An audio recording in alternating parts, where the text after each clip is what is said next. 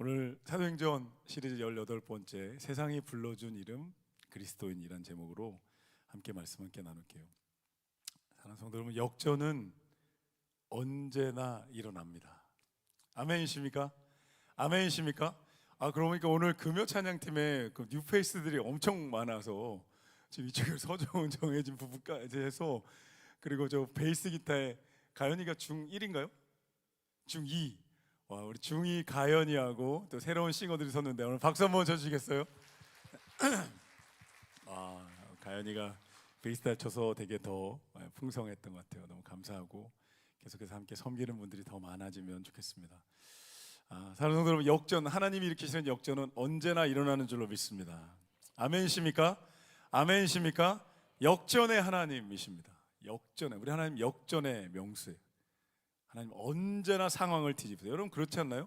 군대에 가보신 분들은 알겠지만 군대에 막 수백 명의 군인들이 열과 오와 열을 맞춰서 딱 행진을 하다가요, 맨 앞에 있다가 혹은 맨 뒤 따라가다가도요, 앞에 있는 대대장이 뒤로 돌아이까 딱 뒤도는 순간에 맨 앞줄 되는 거예요.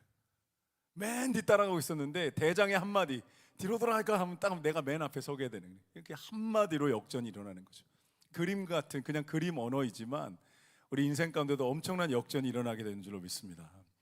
오늘 이제 안디옥 교회의 우리를 이야기를 보게 되는데 이게 엄청난 역전이 일어나는 거예요. 안디옥이 어떤 곳이냐? 오늘 19절에 보면 스데반이 순교하면서 이제 예루살렘에 박해가 일어났고, 박해 때문에 고향 그리고 본거지인 예루살렘 교회를 다 떠나게 되는 거예요. 밀려나듯이 여러분 떠나게 됩니다. 환난으로 인해서 흩어진 자들이었다는 거예요. 19절에 보면 이 짧은 문장 뒤에 엄청난 고통과 그리고 서러움들이 녹아 들어가 있는 거예요. 환난, 박해 때문에 환난을 받았어요. 눈앞에서 스데반이 돌에 맞아 죽는 걸 봤고, 살던 집을 떠나야 했고, 예루살렘 교회라는 좀 아름다운 교회를 떠나야 해서 얼마만큼 가냐면 700km 북쪽으로 갑니다.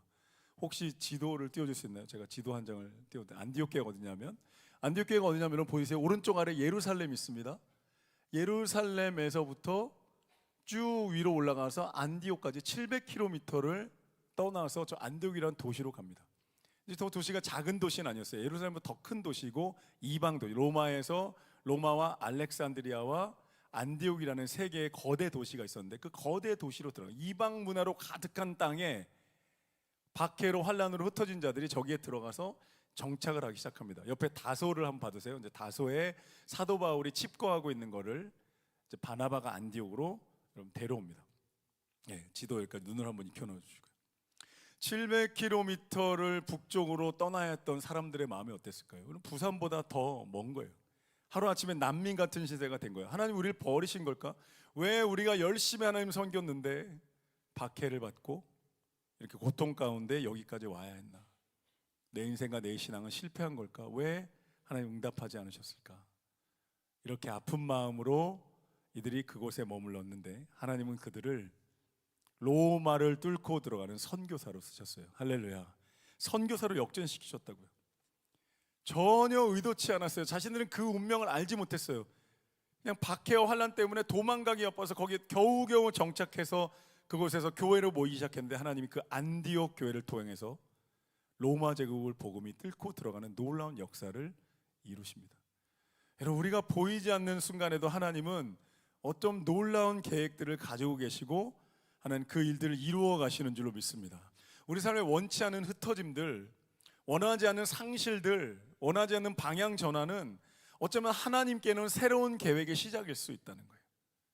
하나님은 새로운 일을 시작하기 위해서 그 첫 번째 발걸음을 떼도록 옛 것과 결별하게 하실 때가 있다는 거예요. 안디옥으로 떠나는 사람들은 길을 잃은 것이 아니었어요. 새로운 길에 접어든 거예요. 본인들은 길을 잃었다고 생각했지만 하나님은 새로운 길로 들어서게 하신 거였어요. 불안과 고통으로 서러움으로 그 땅에 왔지만 그 땅에서 하나님의 역사는 여러분 시작되고 있었다는 거예요. 한번 따라 보셨어요? 밀려난 것이 아닙니다. 하나님이 보내신 겁니다. 한번 더 따라 보게. 상실한 것이 아닙니다. 새날이 오고 있습니다. 할렐루야. 엄청난 도시에 가서 복음을 로마 제국으로 뚫고 들어가기에 너무너무 좋은 정말 요충 도시였다는 거예요. 그것이 안디옥이었어요. 그래서 여러분 성경에 보면요, 이제 이 예루살렘 교회가 사도행전 앞부분의 중심이었다가 안디옥 교회가 중심이 되고 거기에서 사도 바울이 선교 여행을 떠나기 시작합니다. 자, 흩어진 이들이 무엇을 하는가? 안디옥에 정착을 해서요. 어떤 사람들은 19절 그때 보면 유대인에게만 말씀을 전했는데 20절에 보면 그 중에 구브로와 구레네 몇 사람이 안디옥에 이르러서 헬라인 로마 사람들입니다.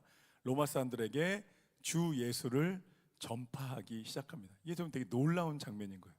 그냥 성경 쭉 읽는다고 그냥 흘러 보낼 수 있는 장면이 아닌 거예요. 700km를 피신하듯이 와서 어쩌면 상처 가운데 실패감 가운데 하루하루 지내기도 힘들었을 수 있어요. 그런데 이들은 입을 열어서 예수님을 전하기 시작합니다. 여러분, 일반적으로 우리가 상실을 경험하거나 상처를 받게 되면 가장 먼저 입이 다물어지죠. 기운이 빠지게 되잖아요. 자신감을 잃고 말이 바뀝니다. 말이 없어지거나 부정적인 말이나 한탄하는 말을 하게 돼요. 그게 우리 인지상정인 것 같아요. 그런데 이 사람들은 여기서 주 예수를 말하기 시작합니다. 이 안디옥이라는 땅에 주 예수의 이름이 전파됐다는 것은 기독교 역사에서 이제 예루살렘과 유다를 넘어서 로마 제국으로 복음이 전파된다는 아주 혁명적인 순간을 지금 20절이 짧은 한 절이지만 기독교 역사를 보면 엄청난 혁명적인 선교적 혁명이 일어나고 있는 것을 우리에게 말해주고 있는 거예요. 여러분, 상처가 신음소리로 끝나지 않고 신앙 고백이 되기를 예수님의 이름으로 축복합니다. 그때 치유가 시작됩니다. 빅터 프랭클이라는 심리학자는요, 고통 속에서 의미를 발견할 때 치유가 시작된다 이렇게 말해요. 의미를 발견하기 시작할 때, 그리고 그 의미를 내가 예배로 전환하기 시작할 때 예배 가운데 하는 역사가 나타나기 시작하는 거예요. 더 이상 피해자가 아니고 더 이상 밀려간 사람이 아니고 하나님의 섭리와 계획이 있다는 것을 내가 깨닫기 시작하는, 깨달아지기 시작하는. 여러분, 깨달아지기 시작하면 이기는 거예요. 할렐루야, 할렐루야. 깨달아지면 이기는 거예요. 해석되면 이깁니다. 혼돈 가운데 있으면은 지는 거예요. 사단이 계속 흔들어요. 근데 하나님의 섭리로 해석을 내가 딱 믿음으로 하는 순간부터 우리는 승리의 발걸음을 걸어갈 수 있게 돼요. 이들이 오늘 초라한 교회의 모습일 수 있잖아요. 그냥 밀려가서 그냥 700km를 떠나와서 그러나 믿음으로 복음을 전하기 시작했는데 오늘 21절에 보면 주의 손이 그들과 함께, 한번 읽어볼까요? 21절 너무너무 놀라운 말씀인데 읽어보겠습니다. 다 같이 시작. 주의 손이 그들과 함께 하심에 수많은 사람들이 믿고 주께 돌아오더라. 아멘, 할렐루야. 이 기적인 거예요. 기적. 성경에 이렇게 기록되다고 그냥 읽을 수 있는 게 아닌 거예요. 안디옥이라는 거대한, 우리 세계로 치면 그냥 뭐 도쿄나 북경 같은 거예요. 뉴욕 같은 거예요. 그 나라의 거대한 코스모폴리탄 이런 도시인데 거기에서 이 사람들이 복음을 전하기 시작할 때 주의, 함께 한번 따라 보시겠어요? 주의 손이 함께 하심에 수많은 사람들이 믿고 주께 돌아오더라. 할렐루야. 여러분의 삶 가운데, 여러분의 믿음 가운데 주의 손이 함께 하시기를 예수님의 이름으로 축복합니다. 주의 손이 함께 하시면 기적이 일어나고 역전이 일어난다는 거예요. 주의 손이 함께 하시면 닫혔던 문이 열린다는 거예요. 주의 손이 함께 하시면 치유가 일어난다는 거예요. 주의 손이 함께 하시면 치유되지 않아도 이긴다는 거예요. 고난이 있을지라도 견딘다는 거예요. 주의 손이 함께 하실 때 그런 일들이 일어납니다. 하나님이 이제 안디옥 교회에서 일하시기 시작하는 것을 나타내기 시작하고요, 말해주기 시작합니다. 그리고 이 주의 손을 통해서 로마 제국을 뚫고 들어갑니다. 놀라운 장면이죠. 예루살렘 교회가 22절 보십시오. 이 소문을 듣고 조사관을 한 명 보냅니다. 이게 무슨 일이냐? 안디옥에 엄청난 부흥이 지금 일어나고 있다는데 무슨 일이냐? 제대로 된 건 맞냐? 조사를 해야 되겠다고 해서 바나바를 조사관으로 보냅니다. 우리가 아는 그 바나바입니다. 바나바가 예루살렘에서 파송을 받고 안디옥 교회가 딱 도착을 합니다. 22절에 보면 그가 이르러 이렇게 말하는데, 바나바가 딱 이르렀을 때 안디옥 교회의 모습이 어땠을까요? 아마도 학자들이 추측하기엔 엉망이었을 거라는 거예요. 엉망이었을 거다. 복음은 전해서 사람들은 모였는데 아직 누구도 가르쳐주지 않고 하나님을 향한 예배와 율법과 예수님의 가르침을 제대로 알지 못했기 때문에 복음만 알고 예배도 막 되게 혼란스러웠을 것이고, 찬양하다가 막 이방인의 이교도에 춤을 추는 사람도 있었을 거고, 어떤 사람들은 막 복음 듣다가 막 헬라 철학을 알기 때문에 철학적으로 그건 아니지 않습니까? 막 따지는 사람도 있었을 거라고 학자들은 추측합니다. 바나바가 딱 들어가는 순간에 아마 그랬을지도 몰라요. 아, 이거 뭐지? 나 예루살렘으로 돌아가야 되나? 이 교회 문 닫고 돌아가야 되나? 이런 생각을 했을 수도 있을 거라고 추측합니다. 여러분, 그런데 바나바가 어떻게 하는지 아세요? 22절 보십시오. 바나바를 안디꼬지 보내니 23절에 그가 이르러 하나님의 은혜를 보고 기뻐합니다. 할렐루야. 하나님의 은혜를 보고 기뻐합니다. 바나바는 거기서요, 무질서나 어떤 이방인들 같은 예배를 본 게 아니라 하나님의 은혜가 임하고 있는 것을 보는 거예요. 하나님의 은혜를 보고 기뻐합니다. 여러분, 바나바를 예루살렘 교회가 안디옥 교회에 파송한 거는 정말 탁월한 선택이고 오늘 말로 신의 한 수 같은 거예요. 왜냐하면 바나바는 위로의 사람이었기 때문에 그래요. 엄격한 지도자가 왔다면 안디옥 교회는 세워지지 못했을 거예요. 이게 뭐냐, 이렇게 하면 안 된다라고 혼내기 시작하고 질서를 잡기 시작했다면 아마 안디옥 교회 성도들은 기가 죽어서 힘을 잃고 교회는 세워지지 못했을 거예요. 그런데 위로의 지도자가 옵니다. 위로의 지도자가 딱 문을 열고 들어오면서 다 괜찮다는 거예요. 다 몰라도 괜찮고 부족해도 괜찮다. 하나님의 은혜만 있으면 된다. 할렐루야. 하나님의 은혜의 위대함을 아는 사람. 하나님의 은혜만 있다면 다른 건 다 풀어갈 수 있다. 여러분, 근데 다른 거 다 있어도 하나님의 은혜가 없으면 죽는 거예요. 영적으로 죽은 거예요. 다른 거 다 가져요. 오늘날 그럴 때가 있죠. 화려한 건물과 모든 장비와 모든 신앙에 다 갖추고 우리 삶에도 모든 걸 다 갖추고 살아가는데 하나님의 은혜가 없어요. 하나님을 향한 경외와 하나님을 향한 예배가 없으면 여러분, 그 인생은 이미 죽은 거예요. 근데 하나님의 은혜만 있으면 여러분 살게 되는 줄로 믿습니다. 바나바가 그 은혜를 보는 거예요. 여러분, 사람을 살리는 것은요, 지적이 아니라 수용입니다. 용납이에요. 부족한 것을 보는 게 아니라 그 사람의 강점과 장점을 봐주고 격려할 때 그 사람의 인생이 꽃피기 시작합니다. 박인경 사모님이 쓴 부모 면허라는 책에 보면요, 한국의 부모님들이 교육에 대해 잘못된 관점을, 상식을 가지고 있다는 거예요. 한국의 부모님들하고 얘기해 보면 교육이 뭔가요? 양육이 뭔가요? 그러면 부모님들이 이렇게 답한다는 거예요. 아이들의 부족함을 찾아내서 개선시켜 주는 것이다 생각한다는 거예요. 근데 그렇게 되면 어떻게 되냐면 하루 종일 애를 쫓아다니면서 부족한 것만 계속 보게 됩니다. 평생을 내 아이의 부족함만 보며 사는 거예요. 여러분, 얼마나 이게 슬픈 거예요. 잘못됐다는 거죠. 박인경 뭐라고 했냐면 교육이란 우리 아이의 장점과 강점과 매력과 성장한 부분을 계속 봐주는 거라는 거예요. 부족한 거 괜찮다는 거, 성장하게 돼 있다는 거예요. 그러면 그렇게 보기 시작하면 평생 하루 종일 내 아이의 장점과 강점과 매력만 보는 거죠. 그게 하이라이트 되는 거예요. 그런 눈으로 보기 시작하면 아이도 자신이 생기고 아이도 성장하게 돼요. 여러분, 하나님이 우리를 그렇게 봐주시잖아요. 할렐루야. 하나님 그렇게 봐주신다고요. 하나님 우리의 연약함을 다 들춰낸다고 생각해 보세요. 여러분, 여기 문을 열고 들어오는데 머리 위에 내가 한 주 동안 잘못했던 게 쫙 전광판으로 뜬다고 생각해 보세요. 누가 하나님 옆에 나오겠어요? 무서워서. 제가 담임 목사로서 때로 억울할 때가 있어요. 교회에 대해서, 담임 목사에 대해서 좋은 점은 꼭 집에 가서 부부가 둘이 은밀하게 얘기한대요. 그리고 교회에 대해서 부족하고 목사님이 바라는 것만 꼭 직접 저한테 얘기하는 거예요. 제가 억울합니다. 반대로 해주세요. 반대로. 교회에 대해서 마음에 안 들고 부족한 거 집에 가서 부부가 둘이 은밀하게 얘기하고 기도하다가 주무세요. 좋은 거, 잘하고 있는 것 좀 얘기해 주세요. 그럼 나 맨날 수많은 성도들이 어른 350에 애들 보고 맨날 나한테 가서 목사 이게 부족해요, 이게 안 되고 있어요, 이거. 그럼 제가 어떻게 살아요? 그렇잖아요. 그거 둘이서 부부랑 가족들이 예배될 때 은밀하게 얘기하고 기도하시고 좋은 점만 얘기해 주시기를 예수님의 이름으로 축복합니다. 그럼 제가 얼마나 신이 나겠어요. 몸이 둥둥 떠 다니겠죠. 와, 내가 잘하고 있나 보다, 하나님의 은혜가 있나 보다, 우리 교회에 우리 교회가 정말 살아나고 있나 보다. 할렐루야. 담임 목사 기 살려서 여러분 손해볼 게 뭐 있어요? 손해볼 게 있나요?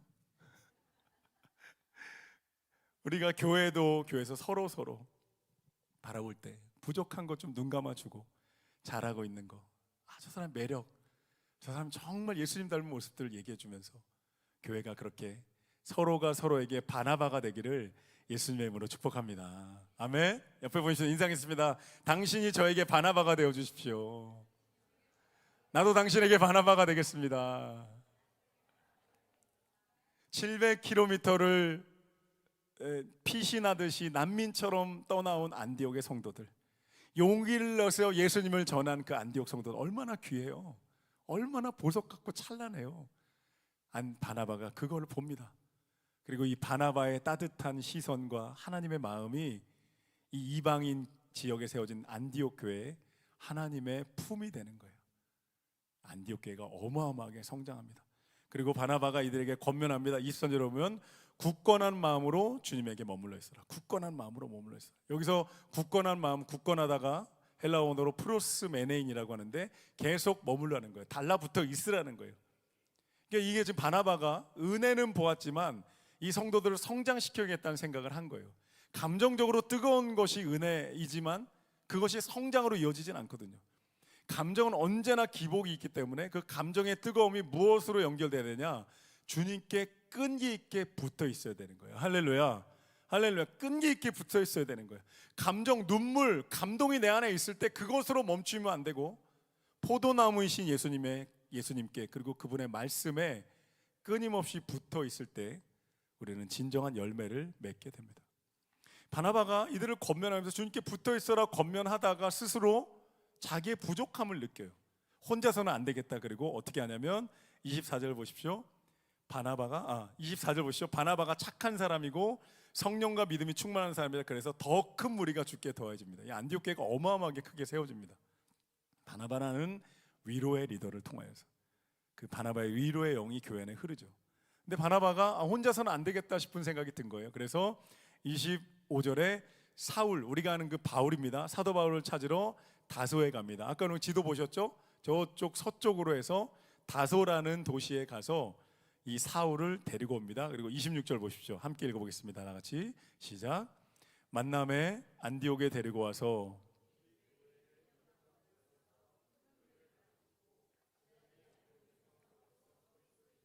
일컬음을 받게 되었더라. 아멘. 사울을 데려옵니다. 바나바가 알았던 거예요. 사도 바울이 여기에 적임자다.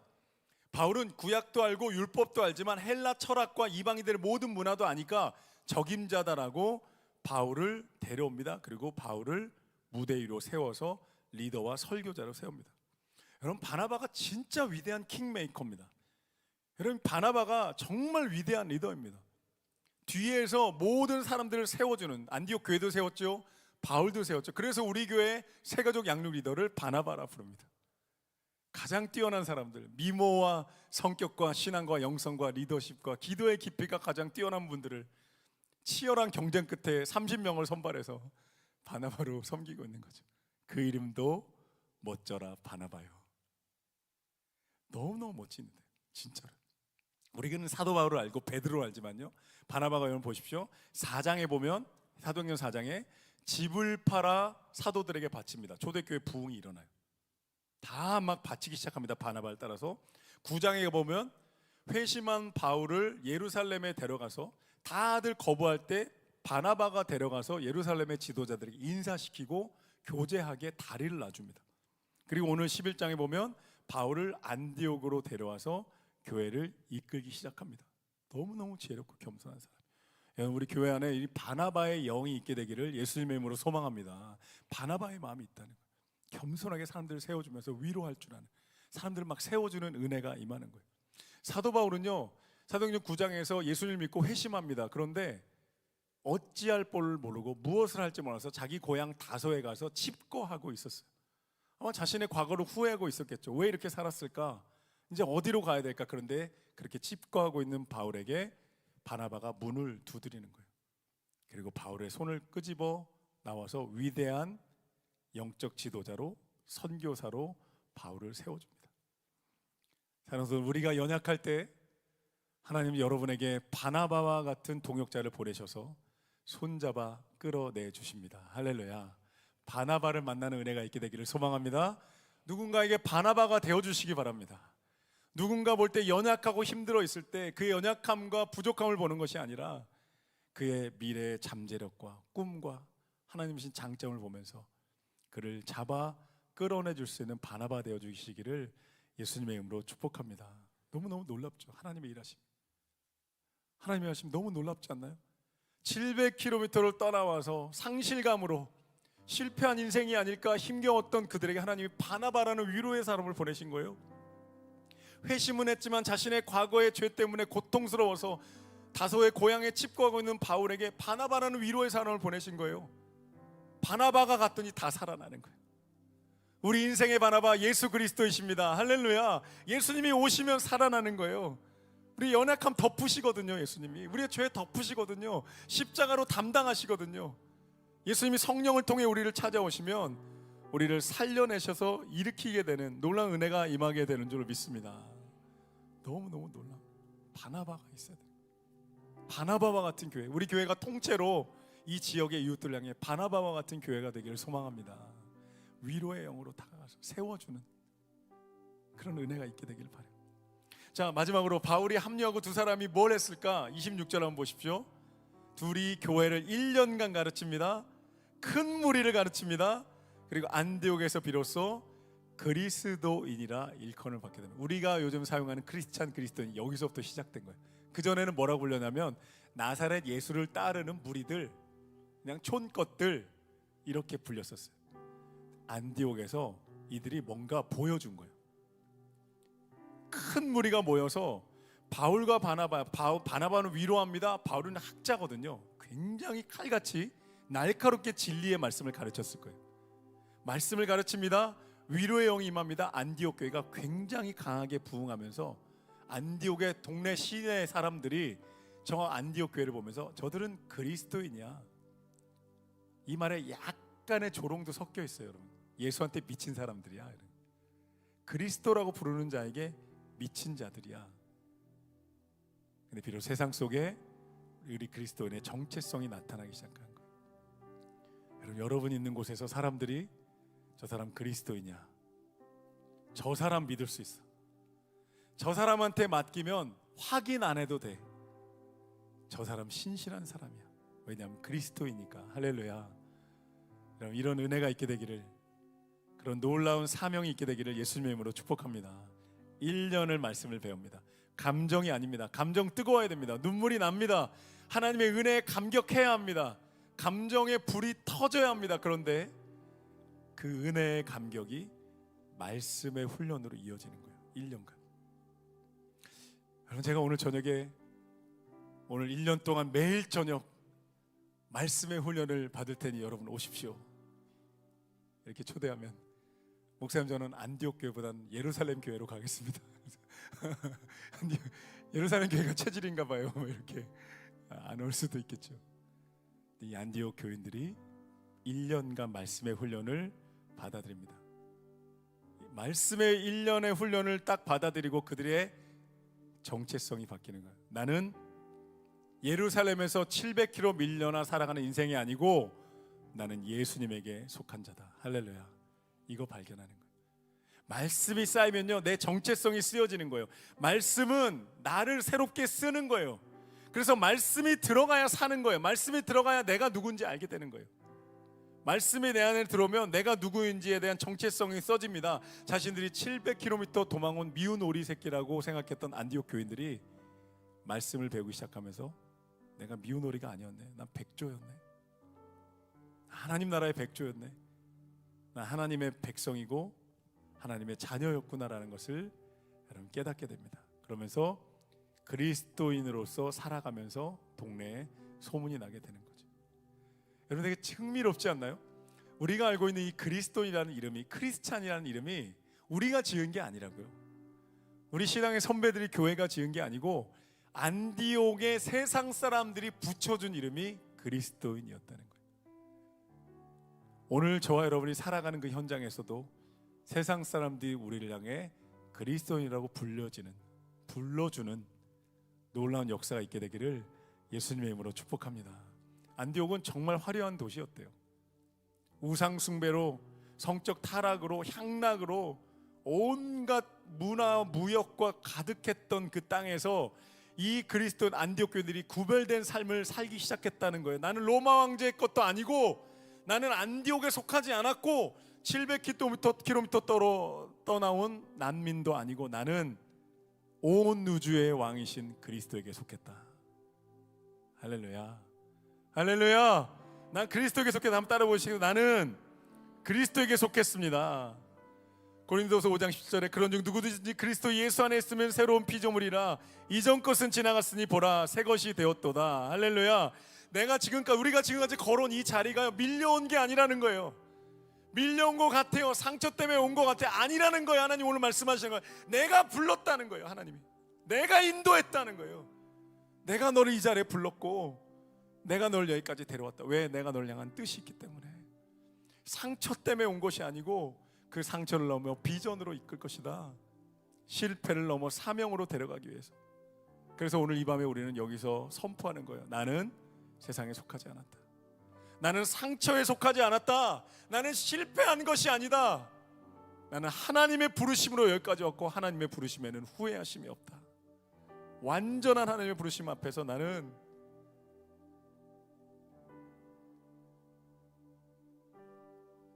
예수에게 속했다. 내 인생의 발걸음이 하나님이 인도하신 거다.